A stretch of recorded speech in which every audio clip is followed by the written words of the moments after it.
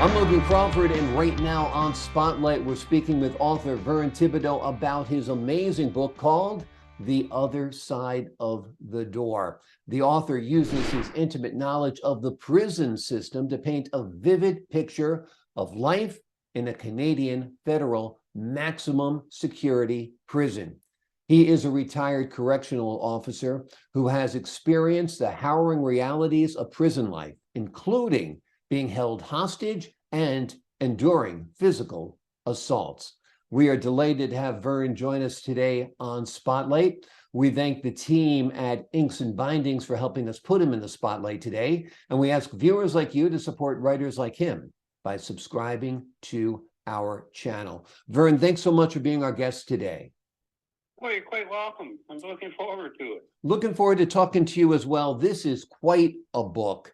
The Other Side of the Door is a place we don't want to be necessarily if the doors happen to be made of steel bars, right? Right, you are. Some of them are solid steel, but they're steel, yeah. Yeah, it's such a subculture, prison. I have actually spent some time in prison, not as a prisoner, but as a journalist. And it always amazed me that these men, in the case of the prison I was in, are, shackled as they move from cell to cell, that the correctional officers like yourself aren't even armed, and yet they're able to survive in this system. And I was told at the time, if you're going to survive, you have to do three things. You have to be firm, fair, and consistent. So basically, you have to earn the respect of the inmates behind the bars. Is that true? That's pretty close to that. You sort of, you want to get their, mind you, they hate you and everything, but if they respect you, it's safer for everybody, actually. And one thing, one thing I should mention, the one about the prison and prisoners and all that, and the life of a correctional officer. My first book was The Door. Mm-hmm. And it's about the prison system and whatnot. The Other Side of the Door is more from the inmate's point of view. Gotcha. So the first book looked at the correctional officer and what his perspective was. This looks at, through a novel, what it's like to be on the other side of the door. And so you're in an elite club when you're on one side of the door and they're on the other, in a way, right? Right, yes. Yeah. It's a different life altogether. Tell the folks at home, give them an overview of what your book, The Other Side of the Door, is all about. Well, The Other Side of the Door, like I said, is my second book. And I just sort of had a feeling that since I wrote about correctional staff and how they worked and everything, and it's just sort of on my mind that I should try to do a book about from an inmate's point of view. So I did have to say it was fiction because it's about inmates and their lives and what they think and all that. But it's the incidents in it pretty well all did happen. So it's just sort of, that's what it is, sort of about the life of prisons, what they go through and the mental problems they have. And I just thought it'd be fair to do that for them. And it seemed to work all right. I've had a couple inmates say it was understandable. They said it was a good read, actually. Yeah, well, like I said at the beginning, this is a subculture that few people know anything about at all other than what they see in movies. And what they see in movies really isn't how it is, right? That's right. It's really, it isn't. Not hardly at all. It's, and the prison, there's not a lot. People, of course, they don't know a lot about how prisons work because there's never hardly any release to the public about what happened or what goes on inside. It's almost unknown. People don't realize the staff walk around unarmed and not even a nightstick unless they're in an armed post that's solid and inmates can't get into them. And I'm involved with, even now at Kingston Penitentiary, they have tours through there, and I'm involved with them. I do a talk, usually in the Dome or wherever, and people are really surprised when they find out, you know, staff walk around amongst a couple hundred inmates with no weapons, no nothing, and some other stuff that goes on there. They're literally amazed by it. Yeah. So, and my book, of course, but I was one of the unlucky ones. Like I was punched out of the hostage a couple of times, once by a knife and once by a handgun, and that's mainly why I wrote. I just wanted people to know what it's like working inside those places. Tell us a little bit about your experience being held hostage. Well, it was kind of weird. There wasn't much put out about it. Anyway, we're on an escort. I think there's three, a driver and two of us, and we're taking, I can't remember how many inmates. It was quite a while ago, about 5, 6 inmates to downtown to the hospital.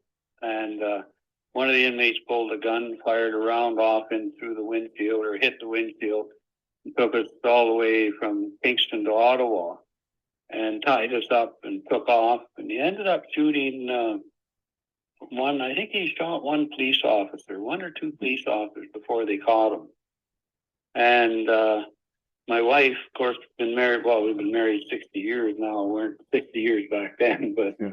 My wife didn't know anything about it till the next door neighbor came over and knocked on the door and asked, my wife's name is Sheila, and asked her, she said, "Oh, are you okay?"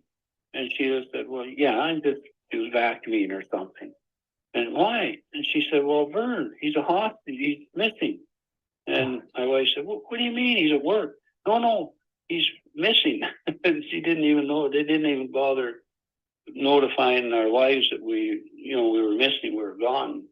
And neighbor, she just found out about it because they put it on the news with our names and everything, but didn't notify the family. Horrible. It's kind of strange. Yeah, a terrible way, a shocking way for your wife to find out, although I guess there's no good way to find out your husband's been taken hostage. How did this inmate happen to get his hands on a handgun? Well, it never did come out technically.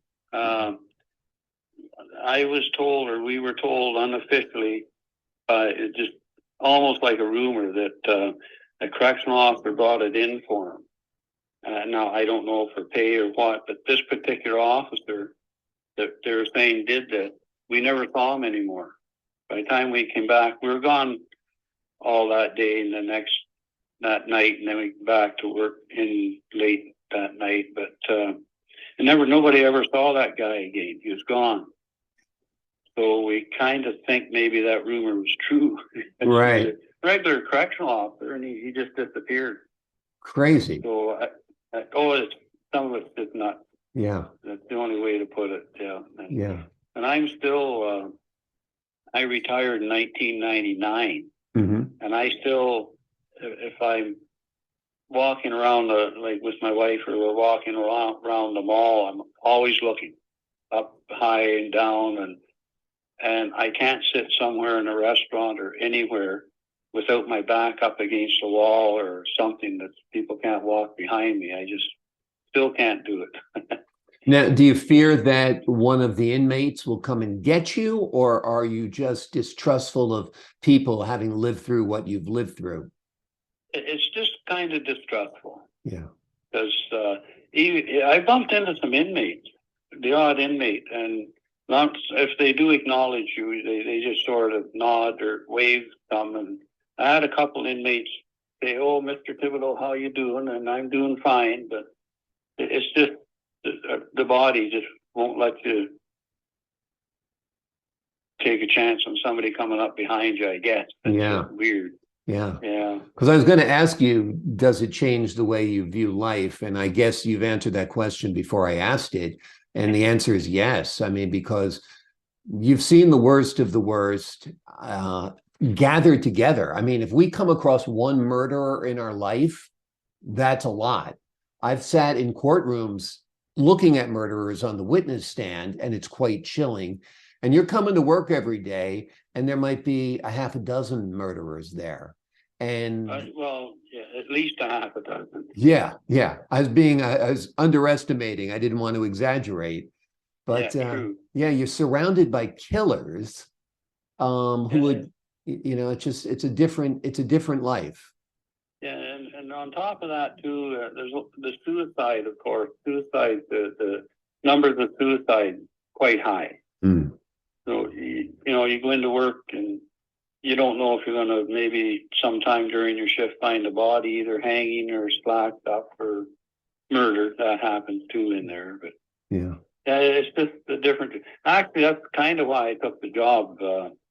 We're from Sault Ste. Marie, Ontario, and I'd never been in a jail or a prison, but someone contacted me and said they're coming into the Sioux couple. They're doing interviewing for staff and to join the pen service, and they want to know if I wanted to go in for the interview.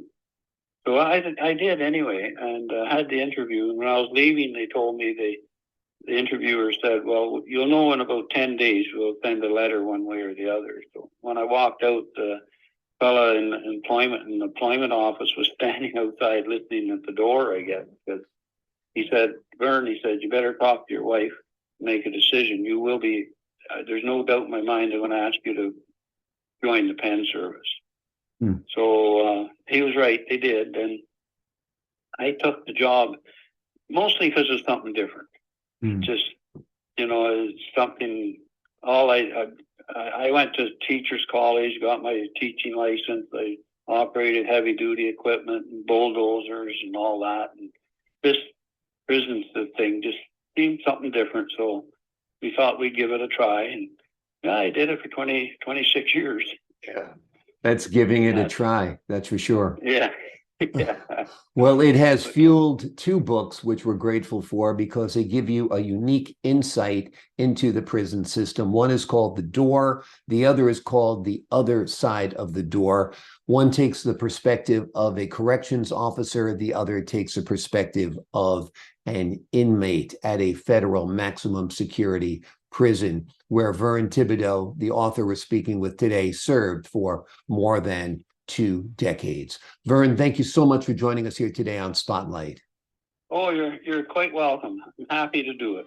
Pleasure is all mine. And to the folks at home, I'm Logan Crawford, thanking you for your time this time. Until next time.